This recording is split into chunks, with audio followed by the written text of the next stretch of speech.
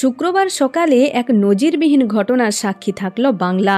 Ration দুর্নীতি মামলায় ইডির অভিযান ঘিরে একেবারে ধুমধুমার বেঁধে গেল উত্তর 24 পরগনার সন্দেশখালীতে। উত্তর 24 পরগনা জেলা পরিষদের মৎস্য ও প্রাণী সম্পদ কর্মাধ্যক্ষ শেখ শাহজাহানের বাড়িতে তল্লাশিতে গিয়ে তৃণমূল নেতার অনুগামীদের হাতে মার খেয়ে এলাকা ছাড়া ইডি আধিকারিক ও কেন্দ্রীয় বাহিনীর জওয়ানরা। ভাঙচুর করা হয় গাড়িও। আর এই গোটা বিষয়টি এবার স্বরাষ্ট্রমন্ত্রী অমিত শাহকে ফোনে জানালেন শুভেন্দু অধিকারী।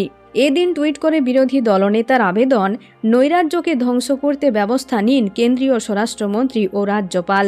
টুইটে শুভেন্দু লেখেন, ভয়ঙ্কর, পশ্চিমবঙ্গের আইন শৃঙ্খলা পরিস্থিতি বিপর্যস্ত।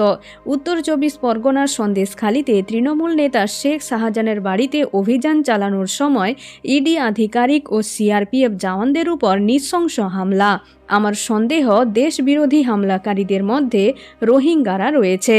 পোস্টে কেন্দ্রীয় স্বরাষ্ট্রমন্ত্রী, রাজ্যপাল, ইডির ডিরেক্টর ও সিআরপিএফকে ট্যাগ করে এই গুরুতর পরিস্থিতি বিবেচনা করে যথাযথ ব্যবস্থা গ্রহণের অনুরোধ করেছেন শুভেন্দু অধিকারী। বিষয়টি এনআইএর তদন্ত করা উচিত বলেও সোশ্যাল মিডিয়ায় মন্তব্য করেছেন শুভেন্দু।